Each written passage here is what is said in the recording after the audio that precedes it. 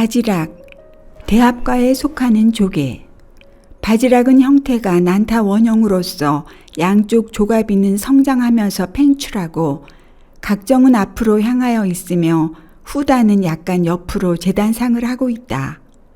분포는 넓어서 우리나라의 전 연안이나 서해안에 특히 많다. 서식장은 육수의 영향을 받는 천해이고 저질은 산이 지린 곳이지만 이질이 많지 않은 곳으로서 지반이 비교적 높은 조간대에서부터 수심이 약 5m 되는 데까지 살고 있다. 바지락은 이동이 적은 종류이다. 예로부터 연안 어민들이 즐겨 먹던 수산물로 1912년 처음으로 양식하기 시작하였다. 양식 방법은 바다 양식으로서 양성장인 천해에다 확보한 종묘를 석시법이나 조시법 등을 활용하여 방양한 다음 수확할 때까지 양성 관리한다. 바지락은 양식이 쉬워 연안 어민들이 예로부터 많이 양식하였고 그 양식고도 많다. 미추홀에 바지락을 만나다. 인천 용현동이 고향이에요. 어머니 큰오빠와 하고 있죠. 가게는 전체 다 따지면 20년 가까이 되지 않을까요?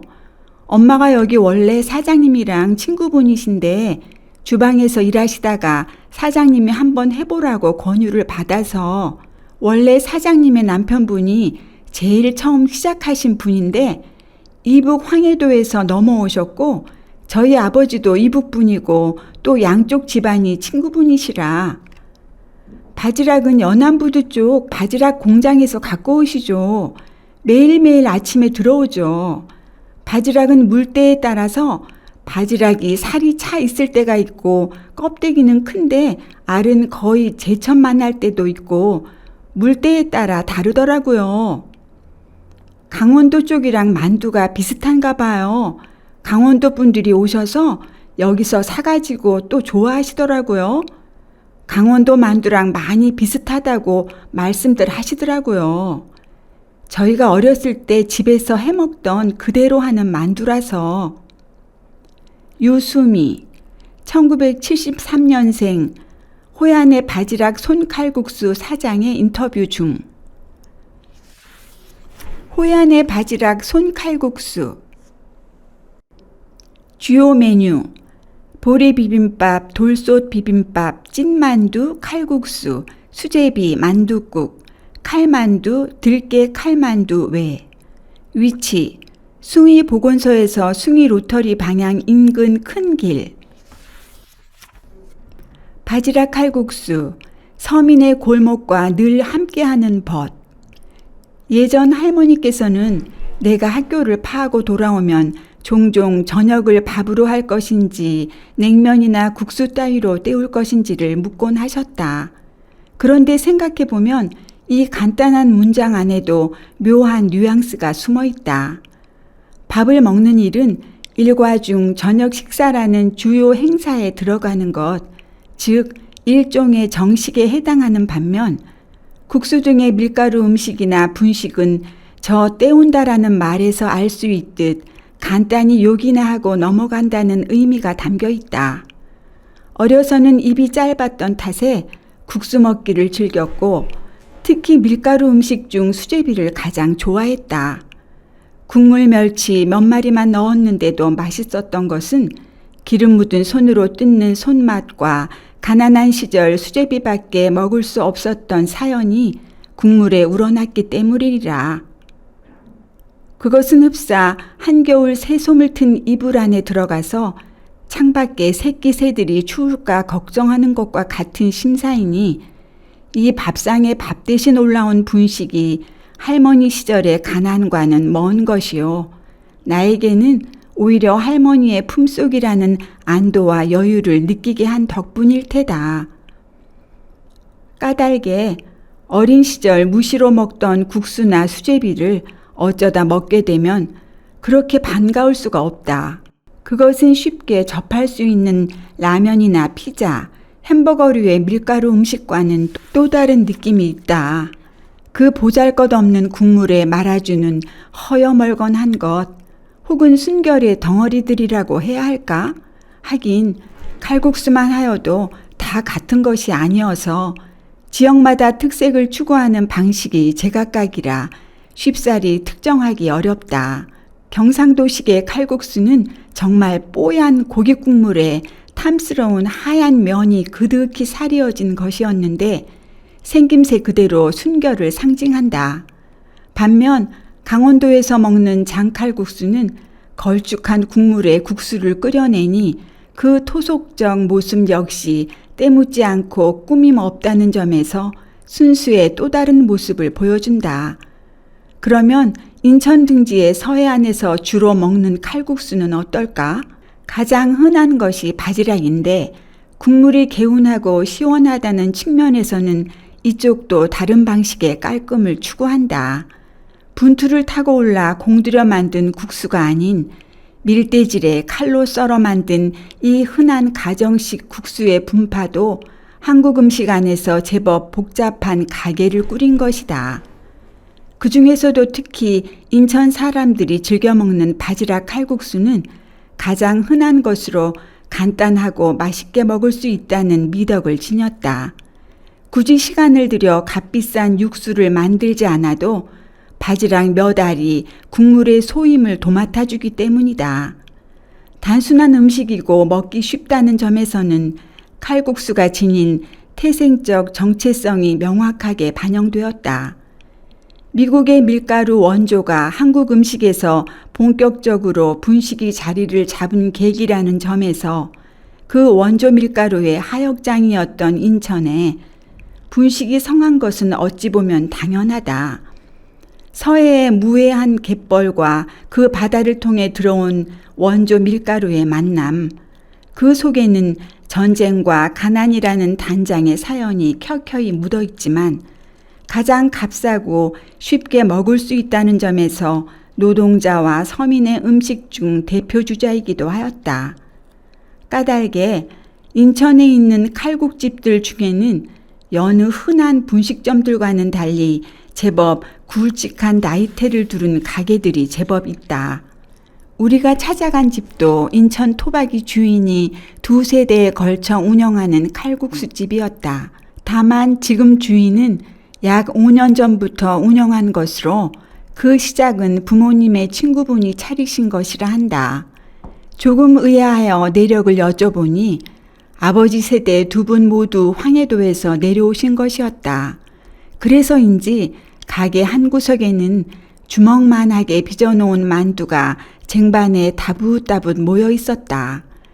칼국수집을 운영하는 두 집안이 기실 황해도 연백 출신의 피난으로 얽힌 사연이 서려 있다고 하니 자꾸만 내 마음속에서도 묘한 감정이 꿈틀거린다. 왜냐하면 날 키워주신 할머니 역시 더 이상 보고 싶어도 볼 수 없었던 고향 땅이 바로 황해도 연백이었기 때문이다. 게다가 이제는 내 유년을 아름답게 채색해 주신 할머니를 나 역시 더 이상 보고 싶어도 만날 수 없다는 점에서 상실의 감정이 전유된 까닭도 있을 터이다. 그래서인지 국수와 만두쟁반이 한켠에 함께 모여있는 모습을 보며 반가우면서도 그리운 무엇인가가 치밀 수밖에 없었다. 온 식구가 겨울이면 밀가루 분분히 날리는 방 안에서 만두를 빚었던 어릴 적 추억이 저 쟁반에 어리어 반사되는 것만 같았다. 그래서 결국 반가운 국수 대접을 마주하게 된 것이다. 네 사람이서 칼국수를 시켰더니 커다란 대접에 칼국수와 수제비, 만두가 가득 담겨 나와 나는 아이처럼 기쁠 수밖에 없었다. 때마침 아시는 분이 덕적도 굴을 공수하여 나눠주셨다. 덕적도 굴은 바위에서 딴 작달만한 녀석들로 이 겨울에 먹으면 양식에 비해 향이 진하고 달다. 그냥 먹어도 좋은 것을 주인이 국수만으로는 아쉽지 말라 내어주신 보리밥에 비벼 먹으니 비릿하고 향긋한 맛이 일품이다. 비린 것을 즐기는 습속 중 가장 호사는 이 굴밥이 아닐까 한다. 하물며 덕적도 굴은 할머니들이 칼바람을 맞으며 바위에서 채취한 것이라 더욱 귀하다. 주인이 보리밥과 함께 내주신 나물 4종류도 모두 맛이 좋았는데 그 중에서도 고사리가 단연 으뜸이었다. 산내 나는 고사리는 이런 상차림에서는 고기의 대용품이기도 하다. 일반적 푸성귀와는 다른 미끈하면서도 결대로 찢어지는 식감과 물큰하게 들어오는 산내음은 굴밥과 좋은 배필을 이룬다. 그런데 이 보리밥이 일종의 전체 음식이었다. 하긴 4종류의 나물에 비벼먹는 잡곡밥이니 전체라는 말이 아주 틀린 말은 아니다. 칼국수 한 그릇에 이런 것들이 부속으로 딸려 나오니 국수가 쉬운 음식이라는 말은 이 집 사정에서는 통하지 않겠다. 특히 고사리 나물 한 가지만 보아도 불리고 데쳐 볶아내니 여간 손이 많이 가는 것이 아니다. 주인께 여쭈니 과연 손이 쉴 틈이 없다고 한다. 특히 만두를 만들 때면 한 번에 소로 들어가는 김치만 60kg이 소용된다고 하는데 고작 김치 한 가지가 그렇게 들어간다니 결코 예사품이 아니다. 그래, 만두는 남는 이문도 적을 테고 칼국수가 더 쉬운 음식일 텐데 왜 굳이 고생스럽게 하시냐고 여쭈니 이 만두 때문에 우정 찾아오시는 분들이 많다고 한다. 멀리서는 강원도에서도 포장을 해간다고 하는데 이 역시 실향의 음식이 지닌 애틋함이 묻어있다. 이제는 고령이 되어 직접 만두를 빚지 못하시는 분들에게는 칼국수집을 만두 때문에라도 일부러 찾을 수밖에 없는 것이라 그 손님들 마음에 맺힌 향수의 공복을 차마 모른 척 할 수 없는 것이다.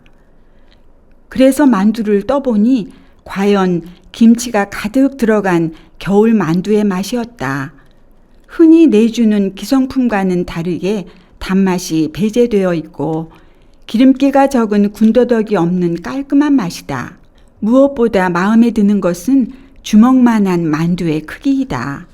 당연한 이야기이지만 이북식 만두는 크면 클수록 소 먹는 맛이 풍성하여 좋고 그 생김새가 일단 흡족한 기분을 돋우기 때문에 제격이다.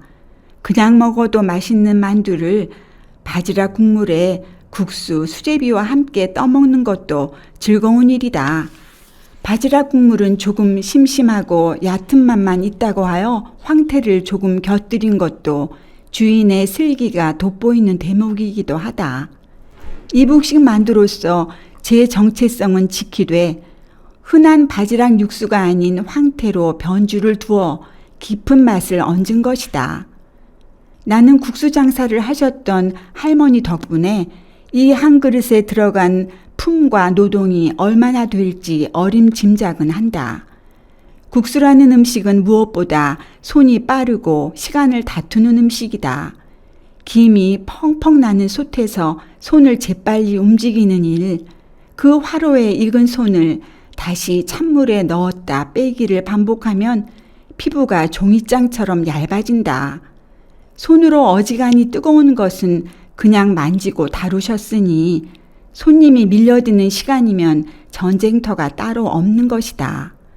더군다나 여기는 만두에 보리밥에 다른 부대 음식이 함께 나오니 국수 장사라지만 반쯤은 백반이나 정식에 가까운 것이다. 그래, 주인께 무엇이 제일 힘드시냐 여쭈었다. 늘 이런 이야기를 건넬 때면 주인들은 가치의 문제를 말씀하시는데 여기도 마찬가지였다. 물가가 올라도 500원, 1000원 올리는 고민을 몇 번이나 해야 하고 그렇게 가까스로 음식값을 올리면 이내 손님들 마음이 돌변한다는 것이다. 서민의 음식 혹은 대중 식사가 가진 태생적 운명이기도 하다. 특히 국수는 간편한 음식이라는 고정관념 때문에 더욱 그러할 것이다. 일례로 비슷한 재료가 들어가는 양식이나 중식만 하여도 딸려 나오는 음식이 그렇게 많지 않음에도 사람들은 더 비싼 돈을 주고 사 먹길 마다않는다. 물론 음식의 가격이 원재료의 값만 가지고 책정되는 것도 아니고 제 나라 음식이 본토에서 팔리는 사정은 국적이 다른 음식을 파는 것과 분명히 다르다. 다만 여기 주인이 고심하고 힘들어하는 것은 가파르게 올라가는 물가 현실에 비하여 칼국수의 가치에 대한 기대치는 완고하다는 말일 것이다. 하긴 더 이익이 많이 남는 칼국수만 팔든지 아니면 만두라도 공장에서 받아와 팔면 될 것을 굳이 집에서 만두를 빚어가며 강원도에서도 찾는다는 것을 보람으로 여기니 주인의 셈법도 그렇게 치밀한 것은 못 된다. 인천 구도심에서 장사하는 일이란 대개 이런 사정이 다반사이다. 하지만 나는 주인 당신이 만드는 칼국수처럼 그저 앞으로도 일이 잘 풀리고 번창하시길 국수가 지닌 주술의 힘에 기대어 바랄 수밖에 없다. 국수란 어떤 음식인가? 먹기 간편한 음식이기도 하지만 인연과 수명을 상징하는 길한 음식이 바로 국수이다.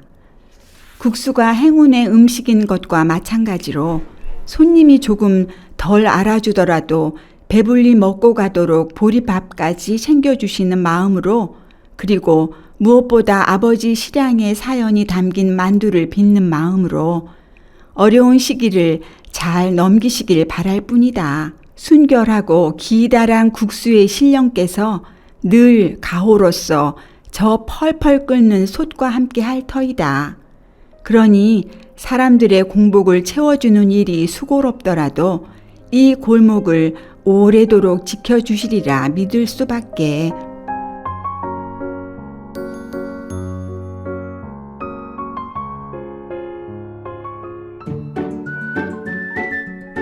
바지락 인심. 곳간에서 인심이 난다고 한다. 인천의 바지락 칼국수는 바지락 인심이 후하다. 조그만 바지락을 하나하나 까먹는 재미는 양이 많아지면 짜증이 날 정도이다. 여기에 갖은 나물과 보리밥 한 공기까지 배가 터진다. 그래도 인천의 바지락 칼국수는 손님의 짜증을 아랑곳하지 않고 듬뿍 넣어준다. 물론 그 바지락 국물의 시원한 맛은 먹어본 사람만 느낄 터이다. 오늘은 저 바지락을 한꺼번에 까서 초장에 듬뿍듬뿍 찍어 소주 한 잔에 날려보내련다. 인천 굴. 우리가 많이 먹는 통영굴은 양식으로 큼지막하다. 인천 앞바다 섬에서 나는 굴들은 자연산이면서 그 크기도 무척이나 작다. 작은 굴을 하나하나 취향대로 간장이나 초장에 찍어 먹으려면 감질이 난다. 그래서 한 스푼 떠서 먹어야 통영 굴 하나만큼 된다. 따뜻한 밥 위에 한 움큼 굴을 넣고 양념 간장으로 버무린 굴밥의 맛은 가히 상상이 될까? 여기에 이 굴보다 좀 더 작은 굴을 재료로 굴초회를 해 먹었으면 하는 욕심을 부려본다.